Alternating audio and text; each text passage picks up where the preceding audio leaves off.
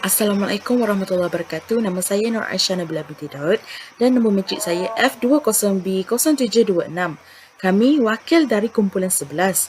Untuk video ini, kami akan membentangkan sudut pandangan orang luar terhadap mata pelajaran falsafah ilmu. Antara soalan-soalan pilihan mereka adalah: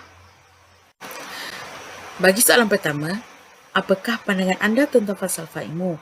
Antara jawapan yang mereka berikan adalah falsafah ilmu merupakan kajian secara mendalam mengenai dasar-dasar ilmu tertentu, dan falsafah juga dia berperanan untuk mencari jawapan kepada pelbagai permasalahan. Contohnya adalah tujuan kejadian alam, tujuan manusia serta merupakan sub-bidang khusus dalam bidang falsafah, contohnya falsafah sejarah, falsafah matematik dan perkara-perkara yang berkaitan dengannya. Seterusnya, untuk soalan kedua, menurut anda, adakah mempelajari falsafah itu penting dalam kehidupan? Antara jawapan yang mereka berikan, menurut mereka, ilmu falsafah sangat penting, di mana kita menggunakan sebagai untuk kita sentiasa berfikir dengan kritis, sehingga kita akan berfikir sesuatu perkara untuk tidak menerima secara terang-terangan. Melainkan perkara itu perlu kita mempelajarinya dan juga memahami setiap berita atau maklumat yang kita terima. Selain itu, kita akan mengetahui adakah maklumat itu tersebut benar ataupun boleh diguna pakai. Itulah mengapa falsafah ilmu penting untuk kita pelajari. Okey, seterusnya untuk soalan ketiga. Adakah mata pelajaran falsafah ilmu masih relevan dijadikan mata pelajaran penting dalam pendidikan peringkat universiti?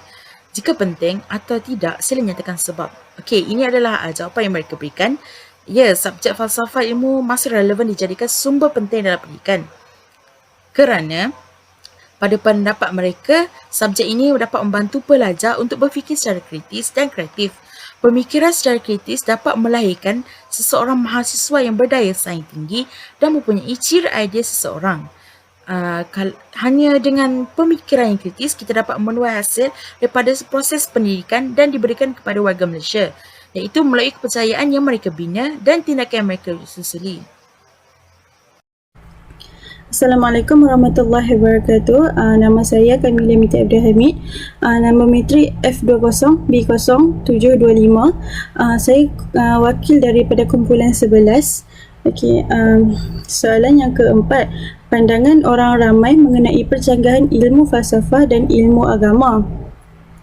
Falsafah dari perspektif agama juga merupakan prinsip-prinsip akidah, ilmu dan amal. Jadi, mempelajari ilmu falsafah tidaklah memberi impak negatif untuk ilmu agama. Hal ini dikarenakan dalam ilmu agama tersendiri terdapat beberapa editorial tentang ilmu falsafah. Soalan yang kelima, falsafah mempunyai 3 dasar utama, iaitu ontologi, epistemologi dan aksiologi.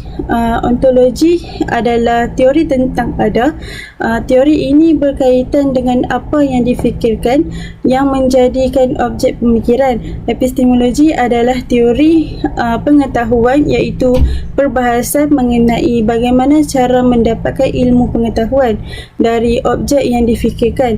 Yang ketiga adalah aksiologi. Aksiologi adalah teori tentang nilai yang menerangkan manfaat, kegunaan maupun fungsi dari objek yang difikirkan itu sendiri. Okey. Yang keenam, ilmu falsafah dianggap sebagai ibu kepada ilmu akli. Mengapa? Jawapannya, ilmu akli adalah berlawanan dengan ilmu wahyu yang berasal daripada Tuhan.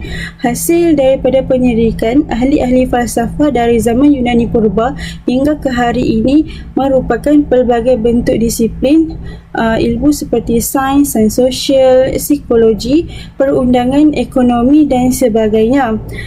Apakah yang anda faham mengenai etika, permasalahan yang semacam manakah yang sering diperbincangkan di dalam disiplin etika? Etika ialah permasalahan yang berkaitan dengan nilai-nilai dan prinsip-prinsip yang mencorakkan perlakuan manusia yang melibatkan penilaian atau judgement ke atas perlakuan manusia yang menentukan sama ada baik atau buruk, betul atau salah, yang dipuji atau yang dikeji, yang patut dilakukan atau yang tidak patut dilakukan. Perkara-perkara yang diperbincangkan ialah seperti keadilan, kesaksamaan, kebenaran dan seumpama dengannya. Okey, terima kasih. Itu saja daripada saya.